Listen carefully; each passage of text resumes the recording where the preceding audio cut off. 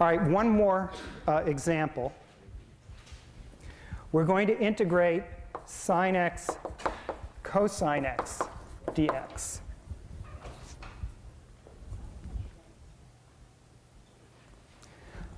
So what's a good guess for this one?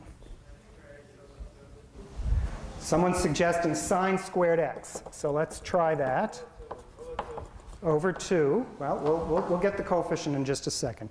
So sine squared x, if I differentiate it, I get twice sine x cosine x. So that's off by a factor of 2.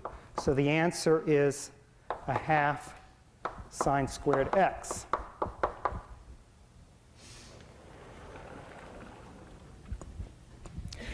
But now, I want to point out to you that there's another way of doing this problem. It's also true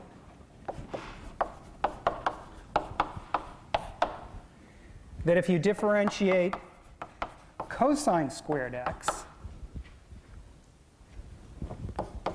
you get 2 cosine x times minus sine x. All right? So another answer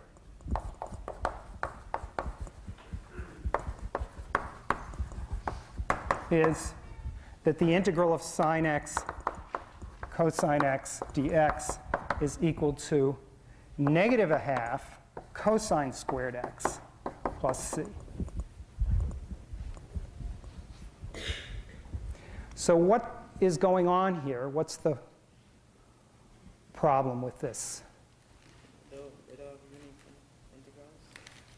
Pardon me?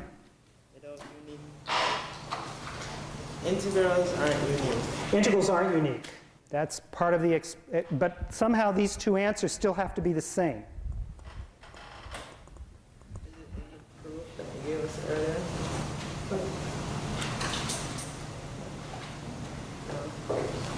Okay, what do you think? If you add them together, you just get C. If you add them together, you get C. Well, actually, that's almost right. That's not what you want to do, though. You don't want to add them. You want to subtract them. Okay? So let's see what happens when you subtract them. I'm going to ignore the C for the time being. I get sine squared x, a half sine squared x, minus a half cosine squared x. So the difference between them, we hope to be 0, but actually, of course, it's not 0. What it is it's a half sine squared plus cosine squared, which is a half. It's not 0, it's a constant. So what's really going on here is that these two formulas are the same, but you have to understand how to interpret them. The two constants, here's a constant up here. There's a constant C1 associated to this one. There's a different constant C2 associated to this one. And this family of functions for all possible C1s and all possible C2s is the same family of functions. And what's the relationship between C1 and C2? Well, if you do the subtraction, C1 minus C2 has to be equal to a half. They're both constants, but they differ by a half.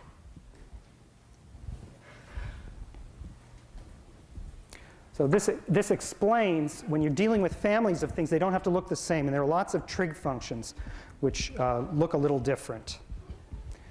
So there can be several formulas that actually are the same, and it's hard to check that they're actually the same.